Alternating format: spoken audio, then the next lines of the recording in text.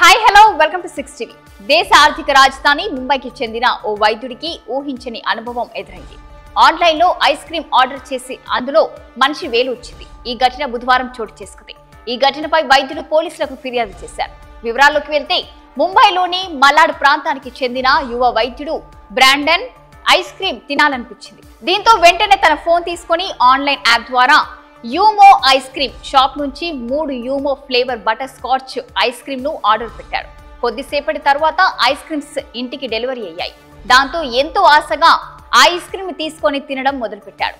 ఇంతలో నాలుకకు ఏదో గట్టి పదార్థం తగిలినట్టు అనిపించింది.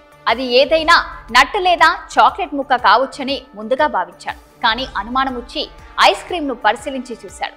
అప్పుడు గోరుతో కూడిన 2 అంగుళాల మనిషి చేతి వేలు కనిపించింది. దీంతో అతడు ఒక్కసారిగా షాక్ కి గురయ్యాడు.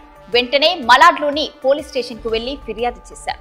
వైద్యుడి ఫిర్యాదుపై స్పందించిన పోలీసులు వెంటనే ఎఫ్ఐఆర్ నమోదు చేసి దర్యాప్తు చేస్తున్నారు. ఫోరెన్సిక్ రిపోర్టు కోసం పోలీసులు ఐస్ క్రీం నమూనాలు ల్యాబ్ కి పంపారు. ఐస్ క్రీం లో మనిషి వేలు ముక్కగా అనుమానించబడిన మాంసం ముద్ద వచ్చింది. అది మానవ శరీరంలో భాగమా కాదా అని నిర్ధారించడానికి ఫోరెన్సిక్ పరీక్ష కోసం పంపబడింది అని పోలీసులు తెలిపారు. ఇక తనకు ఎదురైన ఈ షాకింగ్ ఘటనపై ఓర్లెమ్ బ్రాండన్ మాట్లాడుతూ, నిన్నటి నుండి నా నాలుకపై తిమ్మిరిగా ఉంది. నా నోటిలో మనిషి శరీర భాగాన్ని పెట్టుకున్నానని గుర్తొచ్చినప్పుడల్లా ఎలాగో ఉంటుంది.